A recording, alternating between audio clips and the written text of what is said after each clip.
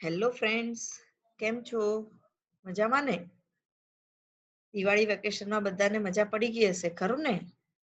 કોરોનાથી તબિયત સાચવી છે કે નહીં?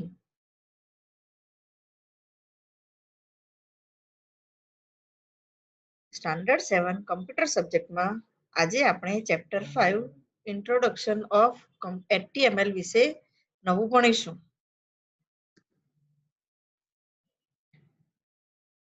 HTML ના ઇન્ટ્રોડક્શનની વાત કરીએ તો ઇન્ટરનેટ પર જોવા મળતી વેબસાઇટમાં આવેલ વેબ પેજ બનાવવા માટેની પ્રમાણભૂત સાંકેતિક ભાષા HTML છે. HTML શું છે? એક ભાષા છે, એક લેંગ્વેજ છે, જે ટેગ આધારિત ભાષા છે, જેમાં ટેગ એ કોઈ ચોક્કસ ક્રિયા કરવા માટે બ્રાઉઝરને આપવામાં આવતી સૂચના છે. વિદ્યાર્થી મિત્રો, HTML નું પૂરું નામ હાઇપર ટેક્સ્ટ માર્કઅપ લેંગ્વેજ છે. હવે આપણે HTML નું દસ્તાવેજ બનાવતા શીખીશું. તો HTML ભાષા દ્વારા વેબ પેજ બનાવવા માટે આપણને 3 સોફ્ટવેરની જરૂર પડે. એક ટેક્સ્ટ એડિટર, એટલે કે જેમાં આપણે લખવાનું છે. તો લખવા માટે આપણે કોનો ઉપયોગ કરીશું? નોટપેડનો. બીજું આવે છે વેબ બ્રાઉઝર. તો વેબ બ્રાઉઝર એટલે કે નોટપેડમાં લખેલું લખાણ આપણે વેબ પેજ તરીકે જોવું હોય તો આપણે વેબ બ્રાઉઝર એટલે કે ઇન્ટરનેટ એક્સપ્લોરરનો ઉપયોગ કરીશું. અને ત્રીજું સોફ્ટવેર જેનું નામ છે ગ્રાફિક યુઝર, કે જેમાં કમ્પ્યુટરમાં પડેલી ઇમેજ ફાઇલ અથવા તો આપણે જાતે દોરેલું ચિત્ર પેઇન્ટમાં આપણે આનો ઉપયોગ કરી શકીશું.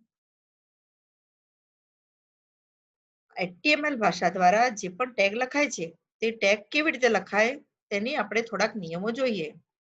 પહેલું, HTML ટેગ હંમેશા કોણીય કૌંસ એટલે કે લેસ ધેન અને ગ્રેટર ધેનની નિશાની વચ્ચે લખવામાં આવે છે.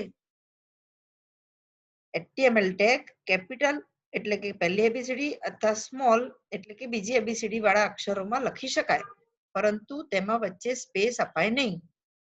ત્રીજું, HTML ટેગ સામાન્ય રીતે યુગ્મ એટલે કે જોડીમાં લખાય છે. જોડી એટલે કે પેરમાં.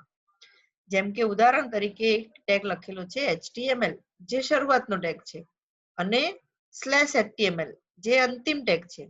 તો વિદ્યાર્થી મિત્રો, અંતિમ ટેગનું લખાણ જે હોય તેની શરૂઆતમાં સ્લેશ નિશાની કરવી પડે. આપણે જે પણ નોટપેડમાં લખાણ લખીશું ટેગના નિયમોને આધારે આ બધું જ લખાણ લખ્યા પછી આપણે ફાઇલને સેવ કરવી પડે. તો HTML ડોક્યુમેન્ટનું અનુલંબન એક્સટેન્શન .html અથવા .htm છે. વિદ્યાર્થી મિત્રો, ફાઇલને સેવ કરતી વખતે કમ્પલસરી ફાઇલના નામની બાજુમાં તેનું અનુલંબન લખવું ફરજિયાત છે. નામ અને એક્સટેન્શનની વચ્ચે જગ્યા છોડવાની નહીં. કેવી રીતે હું તમને પછી બતાવીશ. હવે આપણે વેબપેજની રચના કરવા માટે HTML ભાષા અને નોટપેડ નામના ટેક્સ્ટ એડિટરની જરૂર પડશે. તો નોટપેડમાં આપણે જે HTML નું ડોક્યુમેન્ટ લખીશું તો એનું બેઝિક માળખું, એનું સ્ટ્રક્ચર લગભગ 3 ભાગમાં વહેંચાયેલું છે. એ આપણે જોઈએ. તો આ HTML ડોક્યુમેન્ટનું એક માળખું છે, એક સ્ટ્રક્ચર છે, 3 ભાગ વાળું. એમાં પહેલો ભાગ છે HTML. શરૂઆતમાં કોઈ પણ ડોક્યુમેન્ટની શરૂઆતમાં હંમેશા HTML ટેગ લખવામાં આવે છે, અને એને પૂરો કરવા માટે છેક છેલ્લે બધું લખાણ પતી જાય પછી /HTML દ્વારા પહેલો વિભાગ પૂરો કરવાનો. બીજો વિભાગ છે હેડ. હેડ વિભાગની અંદર ફક્ત એક જ ટેગ જે શીર્ષક માટે વપરાય છે, જે ટેગ લખવામાં આવે છે. આ ટેગ લખ્યા પછી આપણે હેડ વિભાગ પણ પૂરો કરી દેવાનો. આ હેડ વિભાગ ફરજિયાત નથી. ઓકે. ત્રીજો વિભાગ છે બોડી. બોડી વિભાગમાં આપણે બધી જ માહિતી લખીશું. કન્ટેન્ટ્સ ઓફ ધ ડોક્યુમેન્ટ એટલે કે ડોક્યુમેન્ટમાં આવતી બધી વિગતો, બધા ટેગ્સ એમાં લખીશું. બોડી વિભાગમાં બધી માહિતી લખાઈ જાય પછી આપણે બોડી વિભાગને પણ પૂરો કરી દઈશું /body ટેગ વડે. અને છેક છેલ્લે /HTML. આ છે તમારા HTML ડોક્યુમેન્ટનું એક સાદું માળખું, સ્ટ્રક્ચર. ઓકે. આગળ આપણે જે સ્ટ્રક્ચર જોયું એને હું થોડુંક ડિટેલમાં કહીશ, થોડુંક વિસ્તારથી આપણે જોઈએ. તો પહેલો વિભાગ જે HTML હતો, તો કોઈ પણ ડોક્યુમેન્ટની શરૂઆત હંમેશા HTML અને /HTML અંતમાં ટેગ લખાય છે. આખા વેબ પેજનું બધું જ લખાણ આ બંને ટેગની વચ્ચે જ લખાય. બીજો વિભાગ આવે છે હેડ. તો વેબ પેજ શેના વિશે છે, તેને તૈયાર કરનારનું નામ, કઈ તારીખે લખાયું હતું વેબ પેજ, આવી જેવી બધી અલગ અલગ માહિતી આ હેડ વિભાગ અને /હેડ વિભાગમાં લખવામાં આવે છે. ઓકે વિદ્યાર્થી મિત્રો, આ હેડ વિભાગમાં હંમેશા ટાઇટલ અને /ટાઇટલ, આપણે મેં આગળ વાત કરી શીર્ષક, તો શીર્ષક એટલે ટાઇટલ. ટાઇટલનો સ્પેલિંગ ખાસ યાદ રાખજો, TITLE. ટાઇટલ ટેગની અંદર જ ડોક્યુમેન્ટનું શીર્ષક લખવામાં આવે છે. ટાઇટલ લખાઈ જાય પછી હેડ વિભાગ પણ પૂરો કરી દેવાનો. આ ટાઇટલ ટેગની વચ્ચે જે તમે શબ્દ લખ્યો હશે એ બ્રાઉઝર વિન્ડોના ટાઇટલ બાર પર દર્શાવાય છે. ઓકે, હવે આપણે વાત કરીએ ત્રીજા વિભાગની, જેનું નામ છે બોડી. તો ડોક્યુમેન્ટની બધી જ માહિતી આ બોડી અને /બોડી વિભાગમાં લખવામાં આવે છે. બ્રાઉઝર વિન્ડોના કન્ટેન્ટ વિન્ડોમાં આ બધી જ વિગત તમે જોવા મળશે. આ ડોક્યુમેન્ટ જેમાં આપણે લખવાનું છે નોટપેડમાં, નોટપેડ પ્રોગ્રામને આપણે ચાલુ કરવાનું શીખીશું. તો નોટપેડ એટલે કે ટેક્સ્ટ એડિટર પ્રોગ્રામ, જેમાં આપણે HTML ડોક્યુમેન્ટ તૈયાર કરવાનું છે. તેમાં આપણે લખાણ લખવાનું, ટાઈપ કરી તેને સેવ કરવાનું, અને સેવ કર્યા પછી બ્રાઉઝરમાં કેવી રીતે દેખાશે તે પણ આપણે જોઈશું. તો સૌથી પહેલા આપણે નોટપેડ ઓપન કરતા શીખીએ. વિદ્યાર્થી મિત્રો, કોઈ પણ પ્રોગ્રામને ચાલુ કરવા માટે એની રીત હોય, એના સ્ટેપ્સ હોય. અહીંયા આગળ મેં તમને નોટપેડ ઓપન કરવાનો એક સ્ટેપ્સ લખેલા છે. ડેસ્કટોપમાં નીચે ટાસ્ક બારમાં સ્ટાર્ટ બટન પર ક્લિક કરી તેમાં ઓલ પ્રોગ્રામ્સમાં જવાનું, અને તેમાં એસેસરીઝમાં ગયા પછી નોટપેડ નામનો પ્રોગ્રામ દેખાશે, જેમાં ક્લિક કરીશું તો આપણો પ્રોગ્રામ નોટપેડ ઓપન થશે. પણ અહીંયા હું તમને આગળ બીજી રીતે પણ બતાવીશ.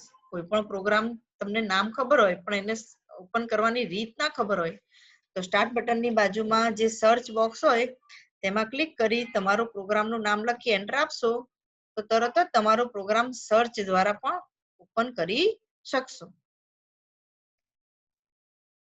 વિદ્યાર્થી મિત્રો, અહીં તમને હું મારા સ્ક્રીનમાં મારા ડેસ્કટોપ પરથી નોટપેડ ઓપન કરતા બતાવું. તો આ મારો ડેસ્કટોપ, જેમાં તમે નીચે ટાસ્ક બારમાં સ્ટાર્ટ બટનની બાજુમાં સર્ચ બોક્સ જોઈ શકો છો. તેમાં ક્લિક કરી NOTE લખશો તો નોટપેડ નામનો આઇકોન દેખાશે, જેમાં ક્લિક કરશું તો નોટપેડ ઓપન થશે. આ નોટપેડના ટાઇટલ બારમાં તમે જમણી બાજુ 3 બટન છે, જુઓ, મિનિમાઇઝ, મેક્સિમાઇઝ અને ક્લોઝ બટન. તો આપણે અત્યારે આ સ્ક્રીન આપણો નોટપેડનો નાનો છે એને મોટો કરી દઈશું મેક્સિમાઇઝ બટન વડે. ઓકે, હવે ટાઇટલ બારમાં અનટાઇટલ ડાબી બાજુ દેખાય છે, જેની નીચે ફાઇલ, એડિટ, ફોર્મેટ, વ્યૂ અને હેલ્પ વાળો મેનુ બાર છે, અને એની નીચે બ્લિંક થતી લીટી જેને આપણે કર્સર કહીશું. હવે અહીંયા હું તમને કેવી રીતે ટેગ લખાય એ હું તમને બતાવું. શિફ્ટ કી દબાવી રાખી કીબોર્ડમાં લેસ ધેન અને ગ્રેટર ધેન ની સાઇન કરી કાઉન્સ કરવાનો, ટેગ લખવાનો કાઉન્સ, અને એમાં આપણે લખીશું પહેલો ટેગ HTML. હવે બીજો ટેગ લખીશું જેનું નામ છે હેડ. હેડ ટેગ લખ્યા પછી આપણે શીર્ષક લખવા માટે ટાઇટલ ટેગનો ઉપયોગ કરીશું. કયો ટેગ? ટાઇટલ. સ્પેલિંગ યાદ રાખજો. ઓકે, હવે ત્યાં મારે સાદો શબ્દ લખવો છે શીર્ષક તરીકે, જે બ્રાઉઝર વિન્ડોના ટાઇટલ બારમાં આવશે. હવે ત્યાં આગળ મારે લખવું છે HBK, કાઉન્સ વગર લખવાનું, અને પછી ટાઇટલ ટેગ પૂરો કરી દેવાનો. ઓકે, અને હવે હેડ વિભાગ પણ પૂરો કરી દઈશું. /હેડ પૂરો કરવા શું વાપરવાનું? /કી. હવે આપણે ત્રીજો વિભાગ ચાલુ કરીશું, જેનું નામ છે બોડી. બોડી ટેગમાં આપણે કોઈ પણ સાદી માહિતી લખવી હોય તો લખી શકાય. અહીંયા હું સાદી માહિતી તરીકે ગુડ મોર્નિંગ લખું છું. ઓકે, બસ મારે ફક્ત આટલું જ લખવું છે. હવે હું બોડી ટેગ પૂરો કરી દઈશ /બોડી થી, અને હવે મારે લખવાનું પણ પતી ગયું છે બધું જ, તો હું HTML ટેગને પણ પૂરો કરી દઈશ. ખ્યાલ આવ્યો? વિદ્યાર્થી મિત્રો, નોટપેડમાં બધું લખાણ લખાઈ જાય પછી આ ફાઇલને સેવ કરવી પડે. તો મેનુ બારમાં ફાઇલ મેનુમાં ક્લિક કરવાની, અને નીચે સેવ ઓપ્શન છે, જેમાં બાજુમાં Ctrl+S શોર્ટકટ કી પણ છે. તો શોર્ટકટ કી થી પણ તમે કીબોર્ડથી પણ તમે સેવ કરી શકો. આપણે અત્યારે ફાઇલ મેનુમાં સેવ પર ક્લિક કરીશું. જેવું ક્લિક કરશું એટલે તરત જ એક ડાયલોગ બોક્સ આવશે, જેમાં ડાબી બાજુના ભાગમાં ડેસ્કટોપ શોધવાનું. ડેસ્કટોપ એટલા માટે કે તમારી ફાઇલ તમે ઇઝીલી એને સેવ કરી શકો, ઓપન કરી શકો, બધું કરી શકો. હવે નીચે ફાઇલ નેમમાં ક્લિક કરવાનું, ત્યાં star.txt હશે, એ કાઢી નાખવાનું ક્લિક કરીને અને ફાઇલનું કોઈ પણ નામ તમે આપી શકો. અહીંયા હું નામ આપું છું એબીસી, પણ એકલું નામ ના લખાય, બાજુમાં એનું HTML નું અનુલંબન કમ્પલસરી લખવું પડે.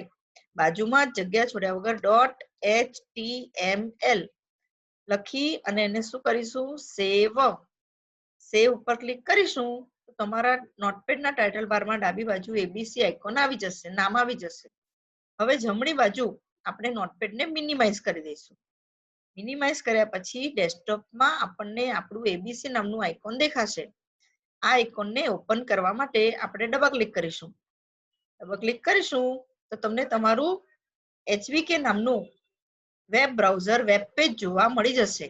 આ વેબ પેજ જેના ટાઇટલ બારમાં આપણે ટાઇટલ ટેગમાં લખ્યું હતું ને HBK શબ્દ, એ ટાઇટલ બારમાં આવી ગયું. અને બોડી વિભાગમાં જે આપણે ગુડ મોર્નિંગ શબ્દ લખ્યો હતો એ નીચેના સફેદ મોટા ભાગ જેને કન્ટેન્ટ વિન્ડો કહેવાય એમાં તમે જોઈ શકો છો.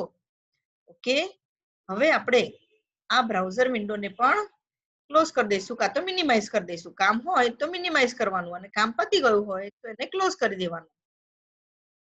હું અહીંયા એને મિનિમાઇઝ કરી દઉં છું.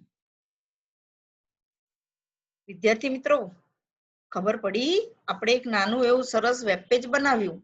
આવી રીતે બીજા ઘણા બધા નવા સરસ સરસ ટેગ છે જેના ઉપયોગ દ્વારા આપણે બીજા બહુ જ બધા વેબ પેજ બનાવતા શીખીશું, પણ એ નેક્સ્ટ ટાઈમ. ઓકે, તો તમારા ઘરે બી નોટપેડ હશે, વેબ બ્રાઉઝર હશે, ઇન્ટરનેટ એક્સપ્લોરર અને આટલા ટેગ આપણે શીખ્યા એટલા ટેગનો ઉપયોગ કરી એક નાનું એવું સરસ વેબ પેજ બનાવજો. Okay, by.